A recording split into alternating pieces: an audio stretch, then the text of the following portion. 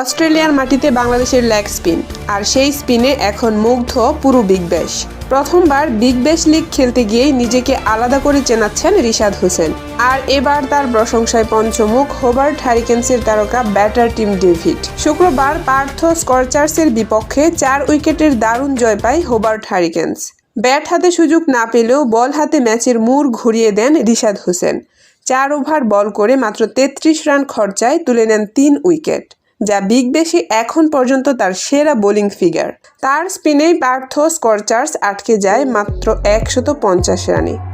চলতি মৌসুমে এখন পর্যন্ত 4 ম্যাচে 6 উইকেট, আর তাতেই রিশাদ উঠে এসেছেন বিগ ব্যাশের সর্বোচ্চ উইকেট শিকারীদের তালিকায় যৌথভাবে 4র্থ স্থানে। এই পারফরমেন্সের পর ম্যাচ সেরা হয়ে ওঠা টিম ডেভিড রিশাদকে নিয়ে বলেন, অস্ট্রেলিয়ার মতো কন্ডিশনে প্রথমে এসে রিশাদ যেভাবে বল করছে তাতে বোঝা যায় তার মধ্যে বিশেষ কিছু আছে। ছোট বাউন্ডারিতেও নির্ভয়ে তার হাতে বল তুলে দেওয়া যায়, কারণ সে খুবই বিচক্ষণ বোলার। রিশাদের আগে বিগ ব্যাশে বাংলাদেশের হয়ে খেলেছিলেন কেবল সাকিব আল হাসান। সেই রেকর্ড ছোঁয়ার পথে এখনো রিশাদ। সাকিবকে ছাড়িয়ে যেতে প্রয়োজন মাত্র আর কয়েকটি উইকেট। পরবর্তী ম্যাচ 29 ডিসেম্বর, প্রতিপক্ষ মেলবোর্ন রেনেগেডস। প্রশ্ন একটাই, এই ছন্দে থাকলে রিশাদ হোসেন কি শেষ পর্যন্ত বিগ ব্যাশে বাংলাদেশের ইতিহাস বদলে দিতে পারবেন?